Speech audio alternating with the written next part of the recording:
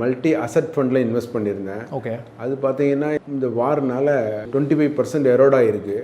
இப்போ திருப்பி அதிலேயே வந்து அடிஷ்னல் பர்ச்சேஸ் கொடுக்கலாமா, அல்லது இப்போ நீங்கள் சொன்ன ஃப்ளெக்ஸி கேப்போ லார்ஜ் கேப்போ புதுசாக இன்வெஸ்ட் பண்ணுறது நல்லதா? ஓகே.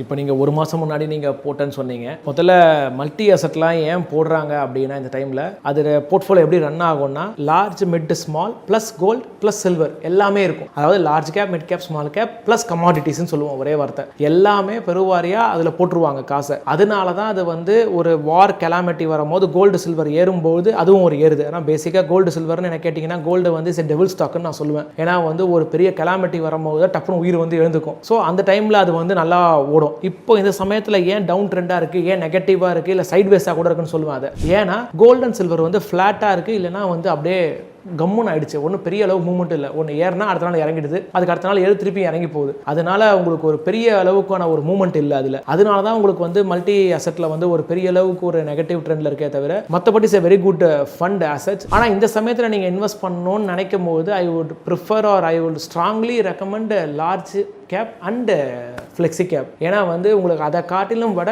இதில் ஒரு புஷ் வேகமாக இருக்கும். அதை நான் போட்ட தப்பு சொல்ல மாட்டேன், அது அப்படியே இருக்கட்டும். Live it as such. மிச்சம் இருக்கிற ஃபண்ட், அதாவது நீங்கள் அடுத்தது ஒரு 1 lakh 1.5 lakhs பண்ணீங்க, அதை 2ஆக பிரித்து you invest in large cap and flexi cap. இல்லைனா வந்து ஒரு 1.5 lakhs இருக்குன்னா ஒரு 70% invest in large cap, another 25 to 35% invest in flexi cap. Multi அசெட்டை வந்து விட்டுடுங்க. முடிஞ்சதுன்னா மல்டி அசெட்டில் எஸ்ஐபி போட ட்ரை பண்ணுங்க. அதில் போட்டுக்கிட்டே வாங்க மல்டி அசெட்டில். ஏன்னா வந்து இந்த மாதிரி ட்ரம்ப் மாதிரி கொஞ்சம் ஒரு மாதிரியான ஆட்கள் நம்மளுக்கு கூட சுற்றி இருக்கும்போது எந்த மாதிரியான கலாமிட்டிஸ் வேணால் வரலாம்.